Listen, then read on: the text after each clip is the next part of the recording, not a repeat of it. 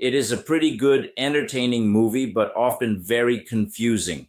I would not put it in the top tier of favorite movies. Nolan's Inception, for example, is a much better movie. Hello and welcome to today's movie review. Well, I have a very complex movie to comment on. And yes, it is Tenet. The movie's not that old. As far as I can remember, it was in the theater. When other studios were very afraid to release their intellectual property because of lockdown, the mask, and the distance each of us had to make to avoid the infection. A very bold move by Christopher Nolan. This is a relatively simple story told in a complex manner with lots of special effects and aggressive soundtrack.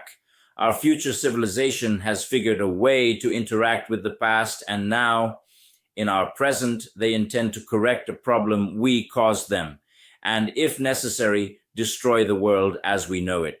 So the present-day leaders have to prevent that.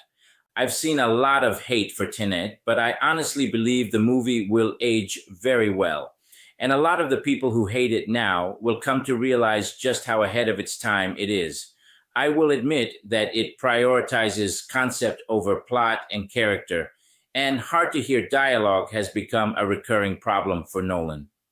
But the movie is great, and I like it more the more I think about it.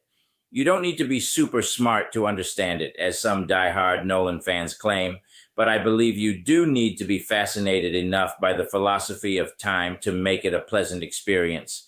Without that, I think the movie will bore you, and that boredom will probably lead you to miss some key points needed to fill in the puzzle. Filling in the puzzle doesn't mean you'll like it, though, because this movie is an experimental thriller disguised as a blockbuster, which is not what people expected. As a Nolan fan myself, I was shocked to see what I considered annoying bad writing and sound design. The sound design still is a problem as of writing this, but upon second viewing, it was like a little switch flicked on every time I saw something I didn't understand from the last viewing. The little details that I considered bad writing suddenly seemed like an obvious answer. The cheesy parts I thought were, well, cheesy, had so much more depth. I'm not going to spoil it, but thinking about the protagonist and Neil makes me feel so many emotions that upon second viewing never made me feel the way I did Truly Beautiful. No movie is perfect. This one definitely isn't perfect. This is no Dunkirk or Inception, but I guarantee this movie will make you use your brain. I don't think I have seen something similar before in terms of nonlinear filmmaking. And although I was very confused at start, I got into it halfway through, and that was very rewarding. The idea of this movie is damn fascinating, and while there are films that explore time traveling, there's never been anything quite like this. It has such a beautiful charm, and for the most part, explains everything thoroughly.